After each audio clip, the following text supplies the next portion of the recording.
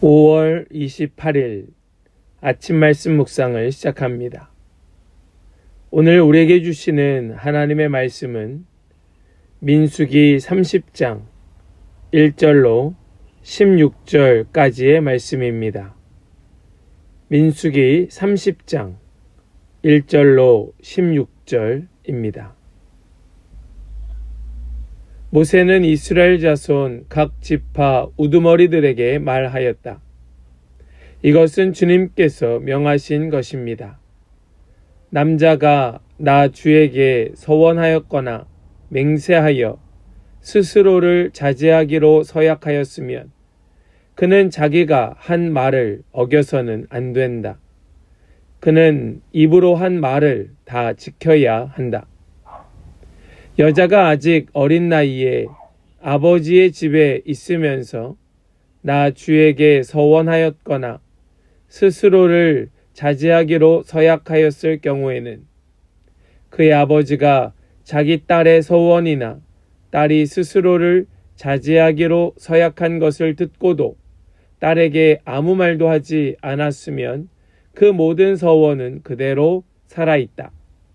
그가 한 서원과 스스로를 자제하기로 한 서약은 모두 그대로 성립된다. 그러나 딸이 스스로를 자제하기로 한 모든 서약과 서원을 아버지가 듣고서 그날로 말렸으면 그것은 성립되지 않는다. 아버지가 딸의 서원을 말렸기 때문에 나 주는 그 딸에게 책임을 묻지 않는다. 그러나 여자가 결혼한 다음에 서원하였거나 급하게 입술을 놀려 스스로를 자제하기로 경솔하게 서원하였을 때에는 그의 남편이 그것을 듣고서 들은 그날로 아내에게 아무 말도 하지 않았으면 그 서원은 그대로 살아있다. 그가 한 서원은 스스로를 자제하기로 한 그 서약이 그대로 성립된다. 그러나 그의 남편이 그것을 들은 그날로 아내를 말렸으면 그의 아내는 스스로 한 서원과 자신을 자제하기로 입술로 경솔하게 선언한 것은 무효가 된다. 나 주는 그 여자에게 책임을 묻지 않는다. 과부나 이혼당한 여자가 서원한 것, 곧 자신을 자제하기로 한 모든 서약은 그대로 그 여자에게 적용된다. 남편의 집에서 같이 살면서 서원하거나 자신을 자제하기로 맹세하고 서약하였을 때에는 그의 남편이 그것을 듣고도 그 아내에게 아무 말도 하지 않았고 아내를 말리지 않았으면 그 모든 서원은 그대로 살아있다. 그가 한 서원과 자신을 자제하기로 한 서약은 모두 그대로 성립된다. 그러나 그의 남편이 듣는 그 날로 그것들을 파기하면 그 아내의 입술에서 나온 서원과 서약은 아무것도 성립되지 않는다. 그의 남편이 이렇게 파기하면 나 주는 그 여자에게 책임을 묻지 않는다. 그의 남편은 그의 아내가 한 어떤 서원이나 자신을 부인하고 자제하기로 한 어떤 서약의 맹세라도 성립시키거나 파기할 수 있다. 그러나 만일 그의 남편이 아내의 서원에 대하여 하루가 지날 때까지 아무 말도 하지 않으면 남편은 아내의 서원과 아내가 자신을 자제하기로 한 서약을 확인하는 것이 된다. 그것들은 그대로 효력을 지니게 된다. 들은 바로 그날에 남편이 아내에게 아무 말도 하지 않았기 때문이다. 그러나 만일 남편이 그가 들은 날로부터 얼마 지나서 그것들을 파기하면 아내의 죄는 남편이 떠맡게 된다. 이것들은 주님께서 모세에게 명하신 것으로서 남편과 아내 사이에 아버지와 아버지 집에 살고 있는 어린 딸 사이에 지켜야 할 율례이다. 아멘. 살아계신 하나님의 말씀입니다. 아멘. 할렐루야. 오늘도 우리에게 말씀 주시는 주님을 찬양합니다. 오늘 주신 말씀 우리 마음에 새기고 말씀대로 사는 저와 여러분들 되시기를 간절히 소망합니다. 우리는 성경 말씀을 함께 읽고 묵상하고 나누면서 우리 하나님께서 어떤 분이신가를 조금씩 알게 됩니다. 여러분들에게 하나님은 어떤 분이십니까? 우리가 계속해서 읽고 있는, 묵상하고 있는 민수기 말씀 속에서 하나님은 어떤 모습이십니까? 저는 말씀 속에서 우리 하나님의 모습이 얼마나 공평한 분이신가 하는 것을 계속해서 생각하고 깨닫게 됩니다. 하나님은 참 따뜻한 분이신데, 정말 부드러운 분이신데, 그럼에도 하나님은 너무나 공평하고 공의로운 분이시다 라는 것을 생각하게 되지요. 우리가 이스라엘에 주신 여러 가지 제도를 통하여 보면 하나님이 어떤 분이신가 하는 것을 우리는 어렵지 않게 찾아보게 됩니다. 특별히 오늘 주신 이 말씀, 서원에 대한 규례의 말씀을 보면 하나님께서 얼마나 약자에 대하여 관심을 가지시고 얼마나 그들에 대하여 따뜻하게 보살펴 주시는가 하는 것을 깨닫게 되지요. 그 옛날 여자와 어린아이들에 대하여 전혀 인권도 없고 누구도 돌봐주지 않았던 시절에 하나님은 그들도 하나님의 백성, 하나님의 자녀이기에 하나님은 그들을 보호하고 계셨던 겁니다. 여러분, 이것이 기독교 정신입니다. 소외된 자, 버림받은 자, 사각지대에 놓인 자, 그가 어떤 자이든 그가 지금까지 살아왔던 삶의 배경이 무엇이든 우리 기독교는, 교회는 그 약자에 대하여 먼저 보호하고 돌봐주려 하는 마음이 있어야 하는 것이죠. 오늘 말씀 서원에 대한 말씀인데 하나님께서는 이 서원에 대하여 말씀하시면서 먼저는 서원한 것은 반드시 지켜야 된다라는 것을 전제로 하고 있습니다. 그러면서 하나님께서는 이 서원에 대하여 어떤 의미로 우리에게 말씀하시며 우리에게 어떤 것을 요구하고 계시는가, 우리 말씀을 통하여 함께 살펴보고 우리가 이것을 이해하고 깨닫는 그런 은혜가 있기를 간절히 소망합니다. 우리 2절 말씀을 먼저 보겠습니다. 남자가 나 주에게 서원하였거나 맹세하여 스스로를 자제하기로 서약하였으면 그는 자기가 한 말을 어겨서는 안 된다. 그는 입으로 한 말을 다 지켜야 한다. 아멘. 보통 서원은 자기의 소원을 가지고 하나님께서 이루어 주시기를 구하는 그런 목적이 있습니다. 하나님, 내가 이러한 소원이 있습니다. 하나님, 내 소원을 들어주시면 제가 이렇게 하겠습니다. 이것이 가장 어떤 서원의 대표적인 예지요. 한 예를 보면 야곱이 그의 형 에서를 피하여 하란으로 갈 때 베델에 머물러 있을 때 그 베델에서 돌기둥을 세우고 기름을 부어 서원한 일이 있었습니다. 그때 야곱이 뭐라 서원하고 있는가 하면 하나님, 나를 무사히 돌아오게 해주시면, 이 여정을 무사히 마치게 해주시면 저는 하나님께 11조를 드리겠습니다. 이렇게 야곱은 서원을 합니다. 자신의 소원을 아뢰고 소원을 이루어 주시면 이러이러하게 내가 하겠습니다. 서원의 대표적인 예입니다. 이처럼 서원은요, 하나님께 소원을 아뢰며 하나님을 위하여 어떤 행위를 약속하는 것으로서 반드시 지켜야 하는 엄숙한 약속이 서원입니다. 서원은 남자만 하는 것이 아닙니다. 여자에게도 평등하게 열려 있습니다. 여자도 하나님께 그 소원을 아뢰 수 있다라는 겁니다. 물론 지금 생각하면 당연한 말이지, 그거 뭐 할 말이 있나, 당연한 것을 이라고 생각할지 모르겠지만, 당시 문화 속에서 여자가 서원한다고 어떻게 그런 일이 라고 여겼던 겁니다.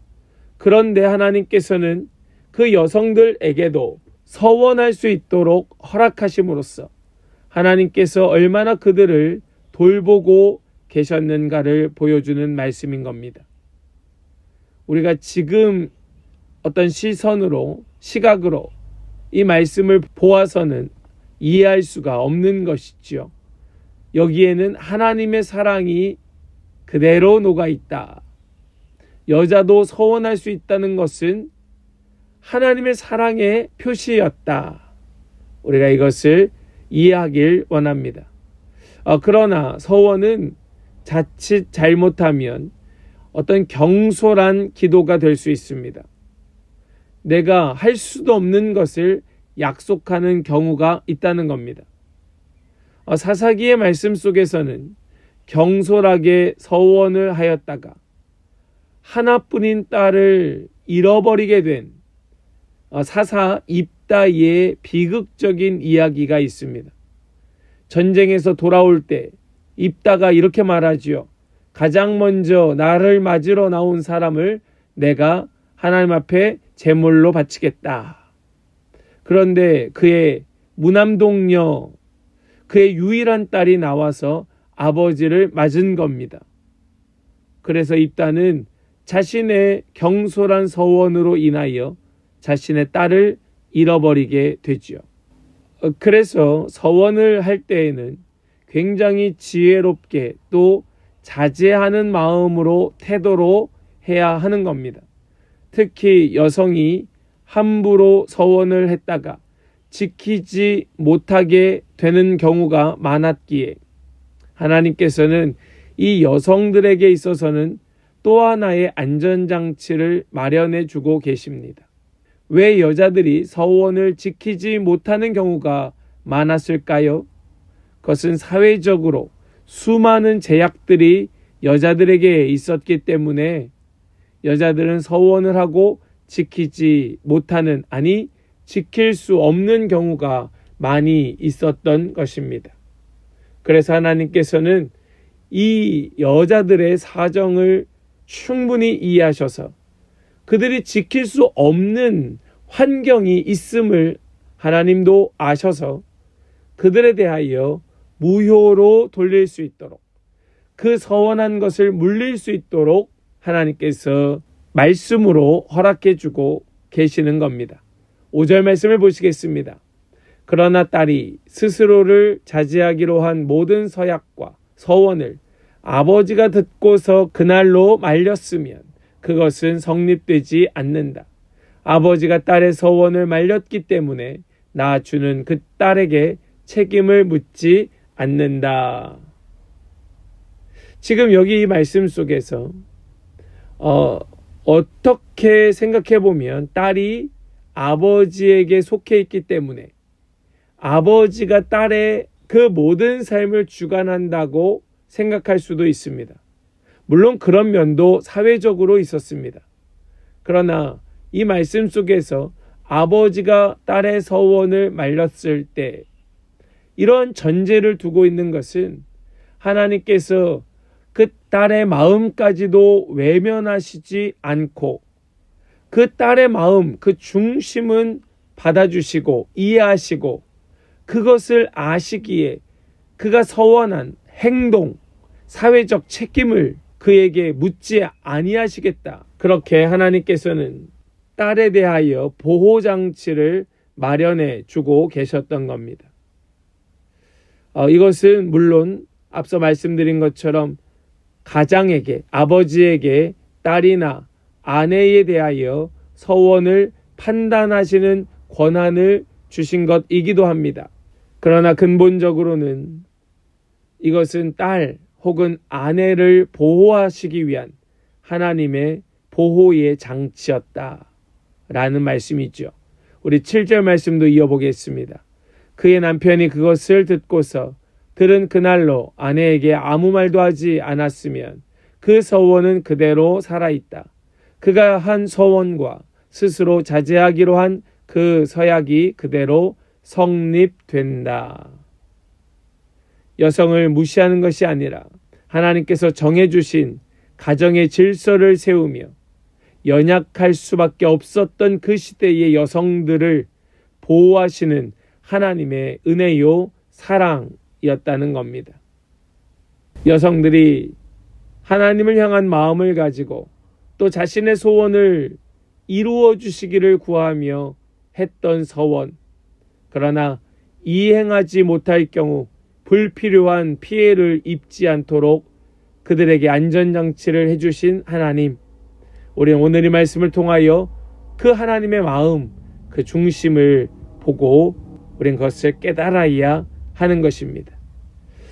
물론 여기에는 엄격한 제약이 따릅니다. 일단 아버지나 남편이 딸이나 아내의 서약을 들은 즉시 무효로 할 경우에만 효력이 있고, 듣고서 며칠이 지난 후에 무효로 하는 것은 인정되지 않았습니다. 이것은 서약이라고 하는 본질적인 의미, 서약은 반드시 지켜야 된다라고 하는 이 본질적인 의미를 그들로 하여금 간과하지 않도록 하는 그 하나님의 중심이 있는 것임과 동시에 마음이 변심하여 그가 딴 마음을 품어 서원을 무효로 돌릴 수 없도록 하는 서원의 무거운 책임을 알려주시는 하나님의 공의가 여기에는 그 중심을 붙잡고 있는 것이지요.